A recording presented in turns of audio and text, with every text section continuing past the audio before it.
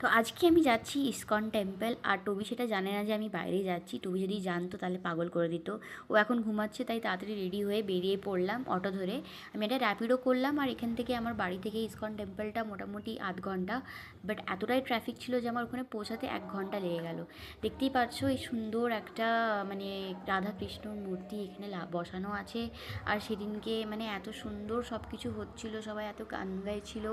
আর মানে ভেতরের এনভায়রনমেন্টটাই ঢুকেই যেন একটা মানে আলাদা একটা ফিলিং চলে এলো।